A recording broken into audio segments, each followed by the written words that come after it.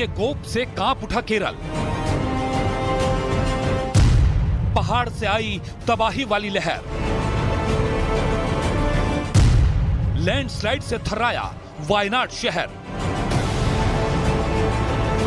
ये प्रकृति के प्रहार की वो तस्वीरें हैं जिन तस्वीरों ने देखते ही देखते वायनाड के मेप्पाडी का नक्शा तबाह कर दिया।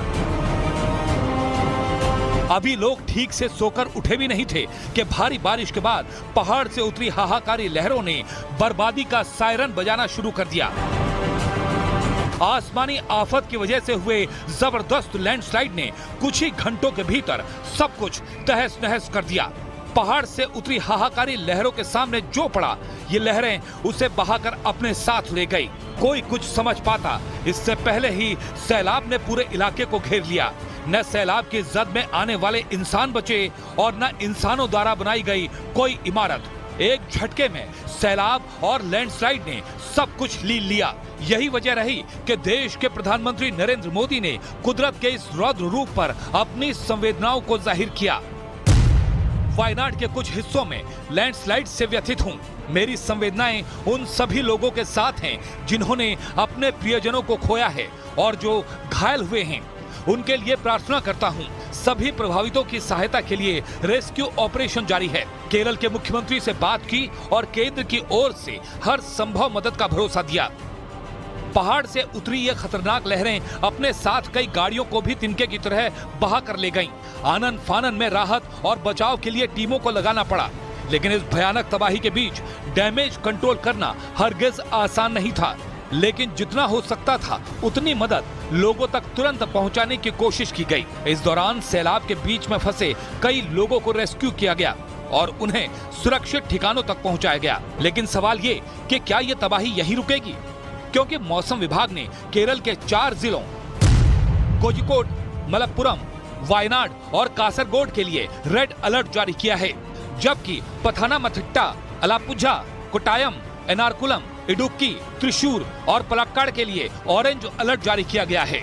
दोस्तों, जैसे कि देखा आप लोगों ने इस वीडियो में किस प्रकार से केरला के अंदर वायनाड में ये तबाही आ गई है और मनुष्य को पता तक नहीं चला कि अचानक से एक काम हो गया और मनुष्य कहता कि मैं ईश्वर हूँ, भी ये कर लूँगा, मैं वो कर लूँगा, तरह तरह की शक्तियाँ मनुष्य दिखाता, लेकिन मनुष्य के बस में कुछ भी नहीं है। सब कुछ करने वाला जीवता परमेश्वर प्रभु यीशु मसीह है। आइए दोस्तों, मैं आप लोगों को एक वीडियो दिखाने जा रहा हूँ अंकुर नरूला जी का, जिन्होंने किस प्रकार से मनुष्य की औकात को परमेश्वर के सामने बताया कि इंसान क्या ही है। आप लोग ज़रूर इस वीडियो को पूरा देख कर जाइएगा, बिना स्किप करे इस वीडियो को देखना और ज़्यादा से ज़्यादा इस वीडियो को शेयर करना ताकि लोग जान सकें कि मनुष्य क्या ही है। मनुष्य मिट्टी है और मिट्टी में मिल जाएगा।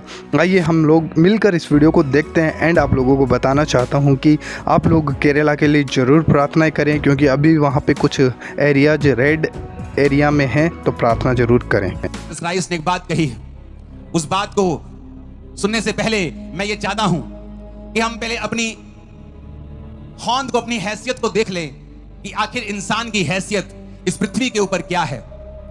ये पृथ्वी जिसके लिए हम फाइट करते हैं, हम कहते हैं कि हम फाइट करेंगे, हम एक दूसरे के साथ लड़ेंगे, वो पृथ्वी कितनी वैल्यू रखती है परमेश्वर के सामने।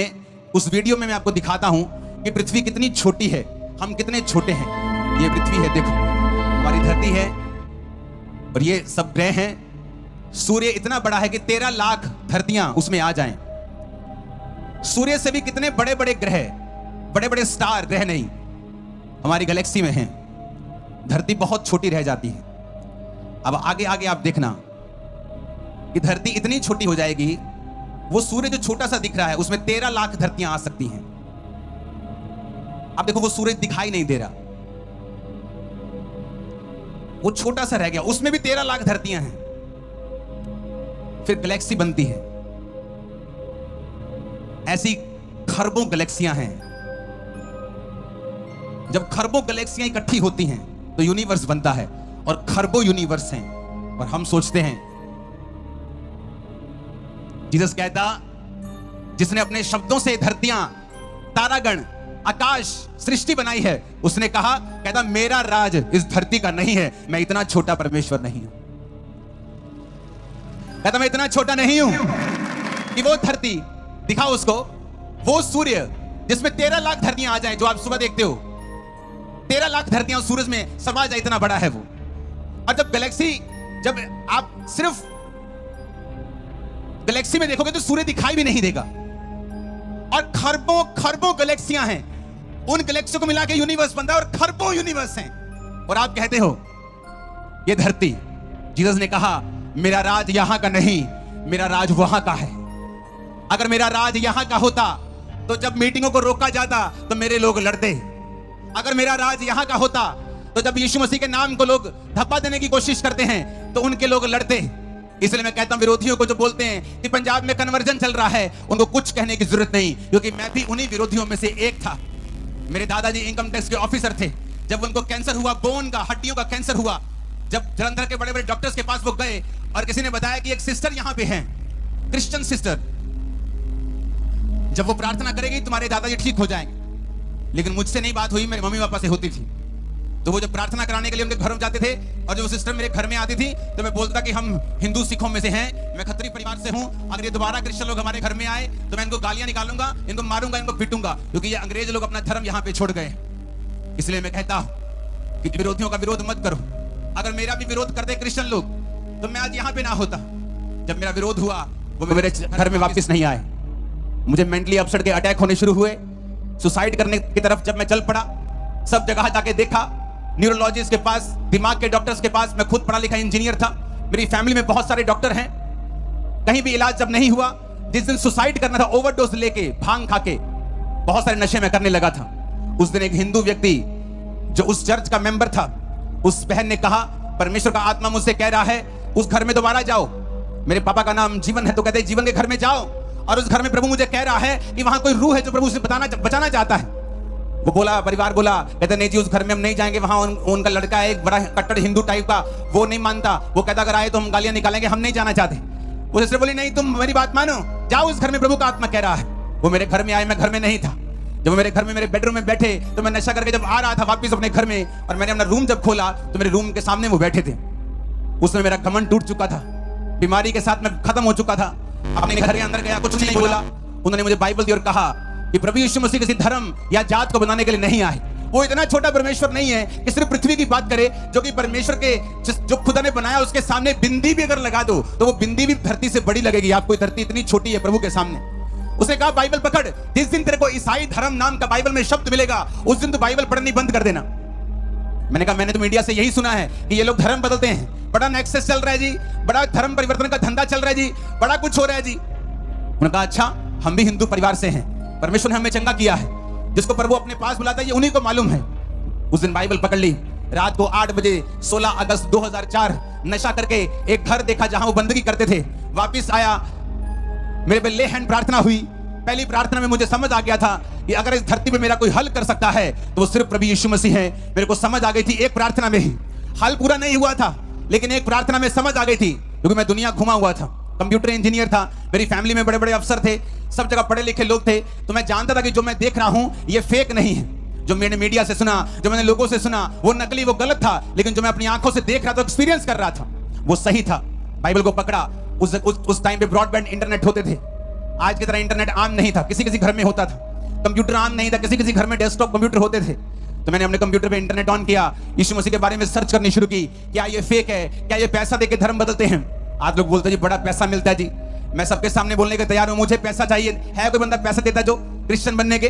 बहुत सारे लोग तैयार है मेरे पैसा लेने के लिए, एक भी नहीं। वो पास जिनके तक नहीं जिनके पास होता, फिर भी वो सब कुछ छोड़ के आपको यीशु का वचन सुनाते हैं। अगर उनके पास आपको कन्वर्ट करने के लिए पैसा होता तो पहले वो स्कूटर लेते, अपना घर लेते, अपने बच्चों को सरकारी स्कूलों में नहीं डालते।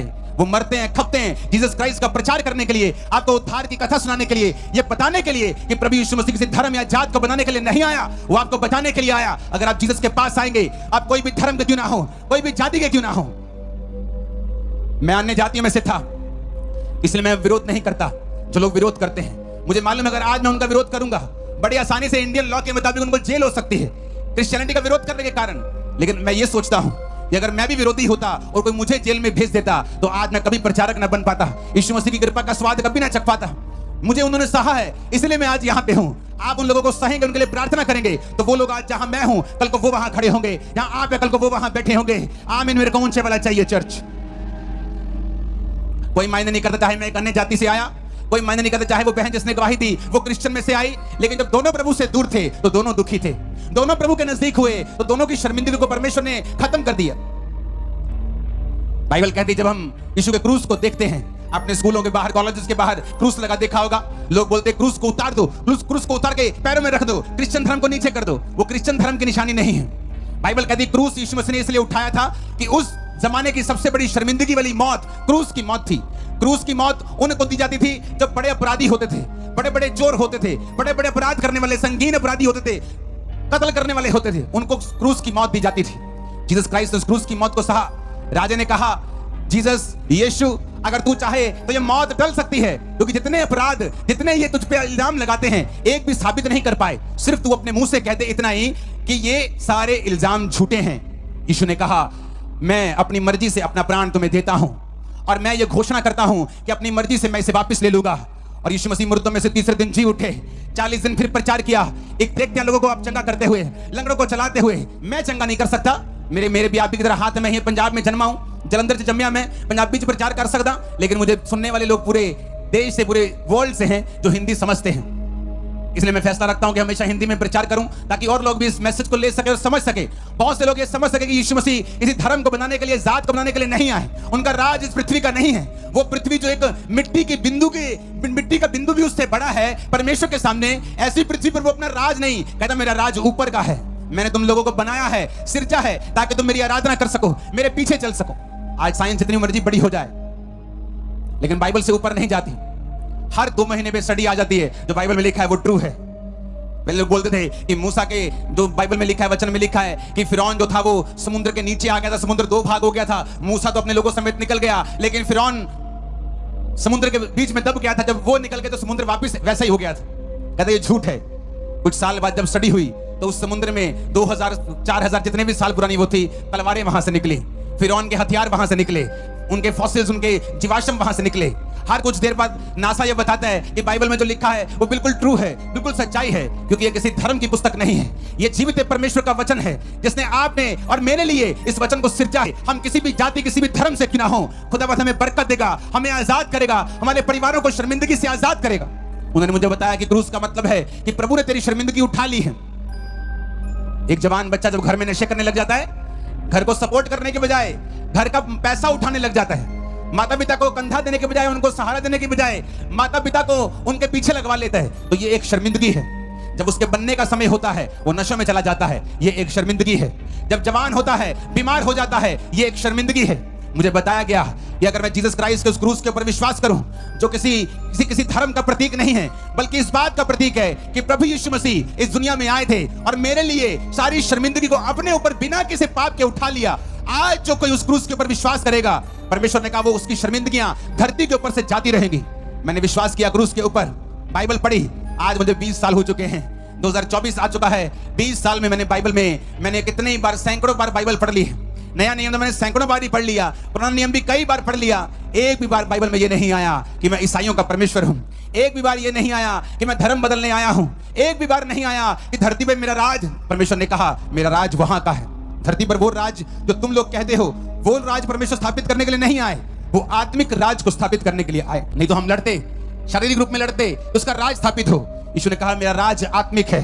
तुम सब लोग मेरे धर्म और राज का पीछा करो, तुम सब लोग बाइबल का पीछा करो, तुम सब लोग वचन को सुनो।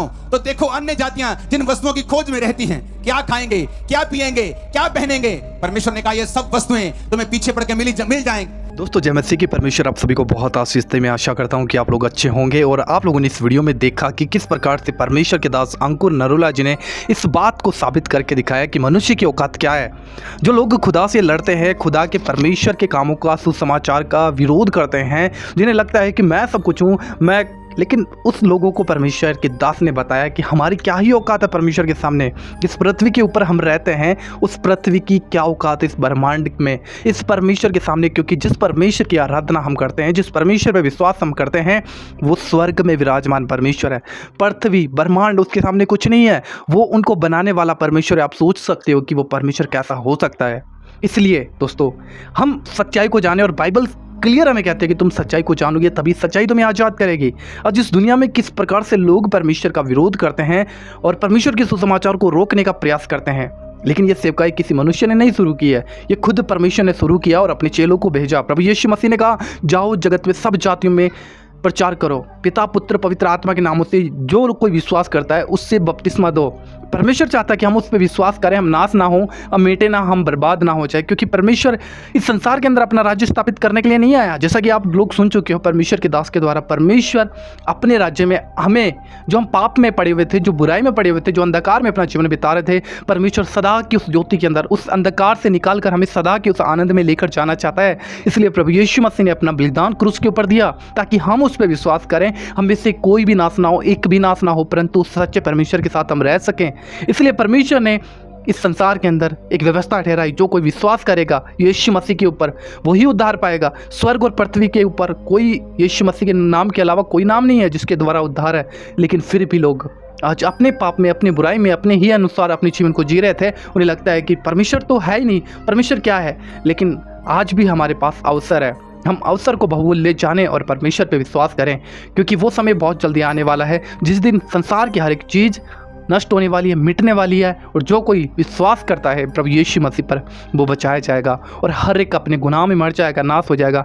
इसलिए अपना मन परमेश्वर की ओर लगाएं, अपने पापों से फिरें और प्रभु यीशु मसीह पर विश्वास करें, और ज़्यादा से ज़्यादा इस वीडियो को शेयर कीजिएगा दोस्तों, ताकि लोगों की आंखें खुल सके। क्योंकि बाइबल कहती है कि संसार के ईश्वर ने मनुष्य की बुद्धि को अंधा किया हुआ था ताकि परमेश्वर का तेजों में सुसमाचार उनके ऊपर ना चमक सके।